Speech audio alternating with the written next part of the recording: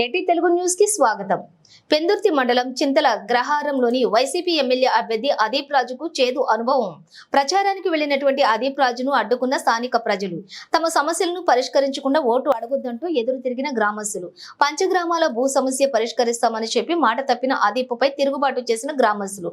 తమ గ్రామస్తులు ఓట్లన్నీ కూడా కూటమి అభ్యర్థికే వేస్తామని వెల్లడించిన గ్రామస్తులు. ఇది పద్ధతి కాదంటూ గ్రామస్తులు హెచ్చరించిన ఎమ్మెల్యే అభ్యర్థి అదీప్ రాజు అడ్డుకుంటే రేపటి నుంచి తాను కూడా అదే పని చేస్తానని గ్రామస్తులను హెచ్చరించిన ఎమ్మెల్యే అభ్యర్థి అదీప్.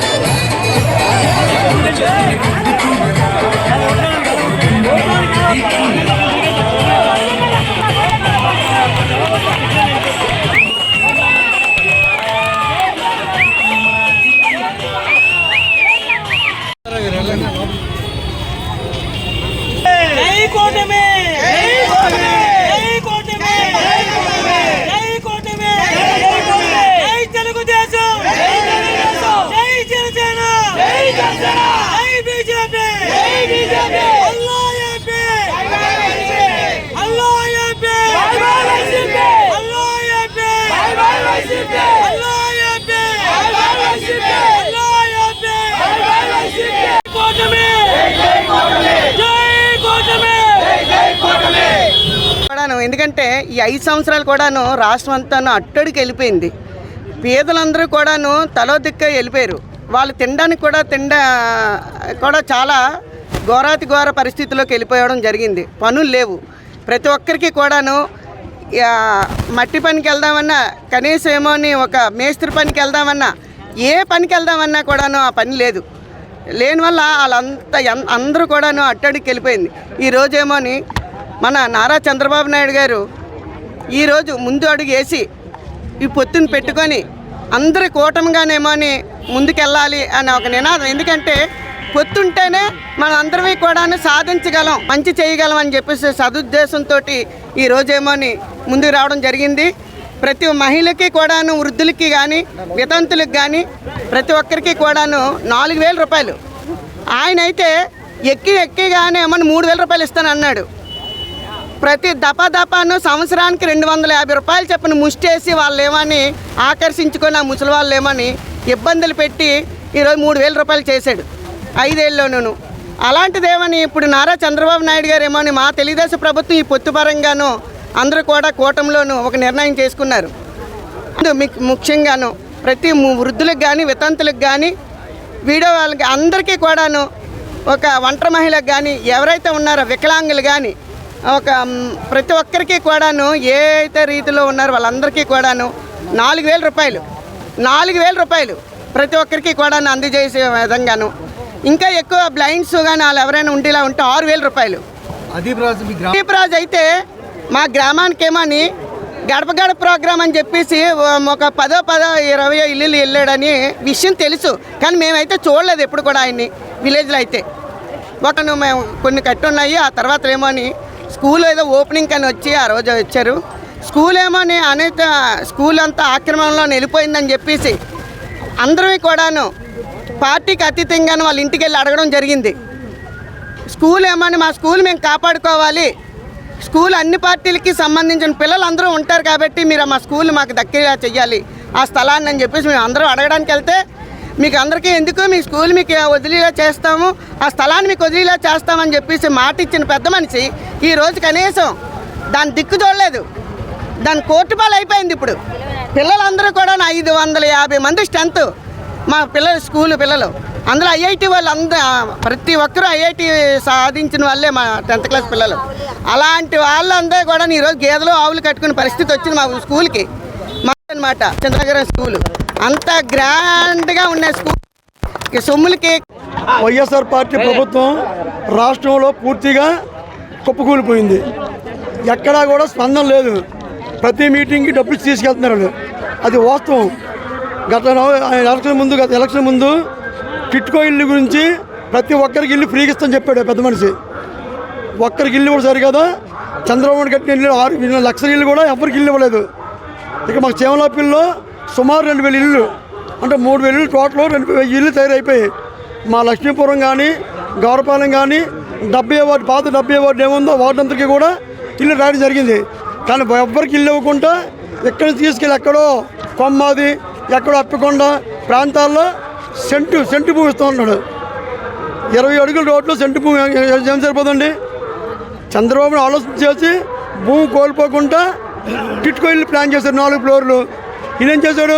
ఉన్న భూమినంతా నాశనం చేసేసి 20 అడుగుల రోడ్డు చూపించి రోడ్డు 20 అడుగులు 1/2 సెంటు భూమి. ఆ రకంగా ప్రభుత్వం పూర్తిగా కూలిపోయింది. మేము కంప్లీట్గా మా 2 గ్రామాల నుంచి మేము కూటమి అభ్యర్థి రమేష్ బాబుని సపోర్ట్ చేస్తున్నాం. ఎంపీగా సీఎం రమేష్ని సపోర్ట్ చేస్తున్నాం. మా 2 గ్రామాల్లో 90% ఓటు టీడీపీ పడతాయి. దాంట్లో అనుమానం లేదు.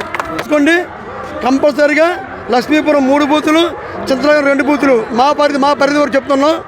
ఈ 5 బూతుల్లో కూడా 90% ఓటు టీడీపీ పడతాయి. అది ఎమ్మెల్యే పంచగారు రమేష్ బాబు కూటమి అభ్యర్థి. ఇప్పుడు ఎమ్మెల్యే అదీప్ రాజు గారు అండి. ఆయన చూసి ఇంటర్వ్యూలో చెప్పాడు, దేవస్థానం పంచగ్రామ సమస్య చేర్చకపోతే నేను ఓటు రానన్నాడు. మరి ఏ మొగ్గం పెట్టుకుని వస్తుండో మొన్న రీసెంట్గా చెప్పాడు ఇదే ప్రెస్కి. ఏం చెప్పాడు? పంచగ్రామాల సమస్యగా తీర్చకపోతే మాకు ఏ సిగ్గు ఉండాలి, మేము ఏ మొగ్గం ఓటు అన్నారు. ఇవాళ కాంగ్రెస్ వస్తున్నాను నేను. మరి ఆయన సిగ్గు లేదో ఆ సపోర్ట్ చేసి పార్టీకి సిగ్గులేదు. మరి తెలియటే మాకు గెలిచిన తర్వాత మా గ్రామంలో ఏదో పెన్షన్ తప్పించి రూపాయి వర్క్ చేయలేదు. కమ్మని చెప్పండి. హౌస్ పరాలు కానీ టిట్కో ఇల్లు కానీ ఒక్క ఇల్లు చెప్పండి. ఊరికి అసలు మేము 2,50,000 ఇస్తే స్థలం ఉండి కట్టుకుంటే 1,80,000 వస్తుందని చెప్పారు. 4 లిస్టులు రాసుకున్నారు. ఒక్క ఇల్లు ఇవ్వలేదు. కాబట్టి దమ్మని చెప్పండి. ఒక్క ఇల్లు చెప్పండి. ఒక్క ఇల్లు ఇవ్వకుండా పూర్తిగా వ్యవస్థ నాశనం చేస్తారు. డబ్బు అంటాడు. మా కాలనీలో 28 మందికి పెన్షన్ తీస్తారండి. ఏం తీస్తారంటే వాళ్ళకి 1000 అస్తపు ఇల్లు ఉందట. ఏమండి, ఒక 2 కొడుకులు ఉంటారండి, 1000 అస్తపు ఇల్లు ఉండదండి. 200 యూనిట్ దాటికి పెన్షన్ ఆపేస్తారండి. అదేంటి సమాజం న్యాయమానికి?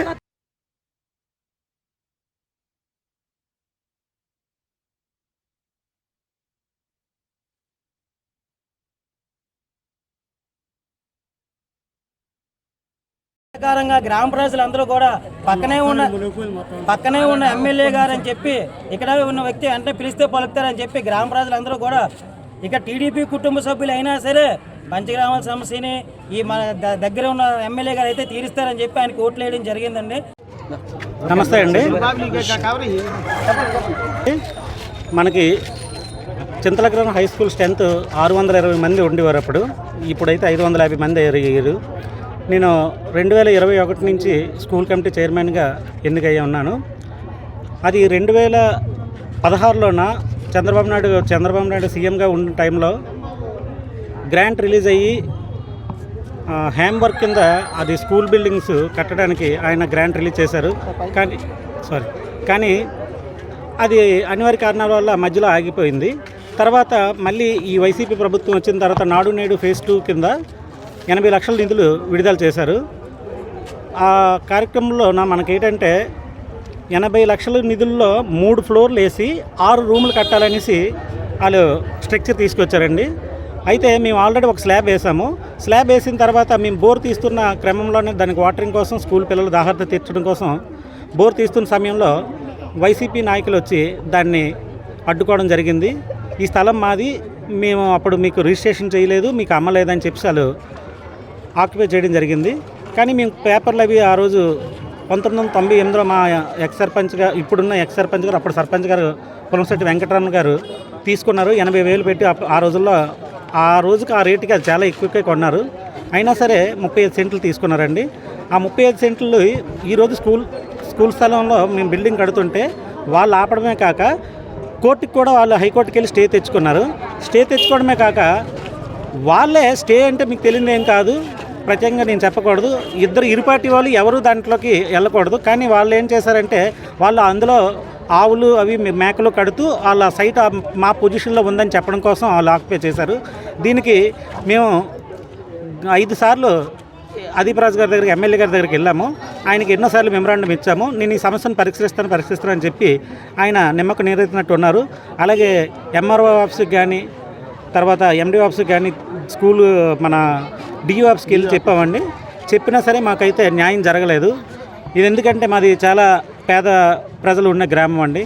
రెక్కాడితే కానీ డొక్కాడనే ఈ విలేజ్లో స్కూల్ పిల్లలు రోజు మాకు గేట్ దాటి ఇంకొక స్కూల్కి వెళ్ళి సౌలభ్యం కాకుండా ఇక్కడే స్కూల్లోనే చదువుతూ చాలామంది పిల్లలు IIIT అది తెచ్చుకొని మంచి మంచి పొజిషన్లో ఉన్నారు. ఉంటుందని ఆయనకి ఎన్నోసార్లు విన్నవించుకున్నా ఇదే అభిదీప్ రాజు గారు ఎమ్మెల్యే గారు నిమ్మకి నీరెత్తినట్టు పట్టించుకోలేదు. ఈ రోజుకి కూడా ఎక్స్ సర్పంచ్ గారైన వెంకటరమణ గారి మీద, తర్వాత స్కూల్ కమిటీ చైర్మన్ నా మీద, హెచ్ఎం గారి మీద హైకోర్టులో కేసేసి మమ్మల్ని కోర్టుకు తిప్పుతున్నారండి. దీనికోసం వాళ్ళు ఏమీ పట్టించుకోలేదు. దీని మీద తగు చర్యలు తీసుకొని ప్రజలు తగిన గుణపాఠం చెప్తారని నేను ఆశిస్తున్నాను. ఈ అదీప్ రాజు గారు ఈ ఎలక్షన్లో ఘోరంగా ఓడిపోతుండండి. ఈ 5 బూతుల్లోనూ దారుణంగా ఓడిపోతుండండి. డిపాజిట్లు కూడా దక్కవండి. ఈ రోజునే మ్యాక్సిమం సీఎం రమేష్ గారు, పంచకల్ రమేష్ బాబు గారు, సీఎం రమేష్ గారు అయితే ఇంచుమించు ఒక 70-80 వేలు ఓట్ల మెజార్టీతో గెలుస్తారు. అలాగే మన పంచకల్ రమేష్ బాబు గారు అయితే 30-40 వేలు మెజార్టీతో గెలుస్తారండి. మా లక్ష్మీపురం నుండి వేపకొండ నుండి పినగాడికి వెళ్ళే రోడ్డు చాలా మరి మహనీయుడు అదీప్ రాజు గారికి చేతులెత్తి దండం పెట్టాలండి. ఎందుకంటే రోడ్డు పేరుకు రోడ్డే కానీ అవన్నీ గుంతలతో నిండిపోయి ఉన్నాయండి. చాలామంది ఆ స్పీడ్ బ్రేకర్లు ఆ గొయ్యిల్లో పడిపోయి ఒక నూతన వరువులు ఇద్దరు చనిపోయారండి. ఒక అమ్మాయి చనిపోయింది. భర్త చనిపోయాడు. ఆమె కాలు ఇరిగిపోయి హాస్పిటల్లో ఉందండి ప్రజెంటు. ఇలాంటివి చాలా జరిగాయండి ఈ వేపకొండ నుండి పినగాడి వెళ్ళే రోడ్లోని. అదీప్ రాజు గారికి ఎక్కడ లేవుటేస్తున్నారా, ఎక్కడ డబ్బులు వస్తాయి అయ్యే చూస్తున్నారు తప్ప ఈ అభివృద్ధి అనే సంక్షేమ పథకాలు ఏది ఒక గ్రామాన్ని డెవలప్మెంట్ ఎలా చెయ్యాలి చెందాలని ఏమి లేదు సార్. ఎక్కడ లేవుటేస్తున్నారు, అక్కడ మనకి డబ్బులు వస్తాయో లేదా అని ఆ పద్ధతిలోనే తిరుగుతున్నారు తప్ప ఎక్కడ అభివృద్ధి అంటే ఏమీ లేదండి. ఈ రోజు వరకు తెలుగుదేశం ప్రభుత్వంలోని వేసిన రోడ్లు తప్ప మా ఏరియాలోని ఎక్కడా కూడా రోడ్లు లేవండి. కాంట్రాక్ట్ ఆఫ్ చేసి అతనికి ఆ డబ్బులు డిమాండ్ చేశారండి. ఒక 2 కోట్ల వరకు డిమాండ్ చేశారు. ఆ డబ్బులు అతను ఉంచుకోలేక దండం పెట్టి మహానుభావుడికి దండం పెట్టి వెళ్ళిపోయారండి. ఇంకా ఆ పరిస్థితికి ఇంకా మేము ఈ రోడ్డు మేము వేయలేమని దండం పెట్టి వెళ్ళిపోయారండి. ఈ రోజుకి కూడా మా పరిస్థితి ఏమీ అర్థం అవటం లేదండి. వేపకొండ నుండి పినగాడికి వెళ్ళే వాళ్ళు ప్రతి వాళ్ళు కూడా ఆటో ఎక్కితే ప్రతి వ్యక్తి కూడా తిట్టుకునే లేని వ్యక్తి లేడండి. ఈ రోజు వరకు కూడా వేపకొండ పినగాడికి ఎక్కి ఆటో ఎక్కి ప్రతి వ్యక్తి తిడుతున్నారండి.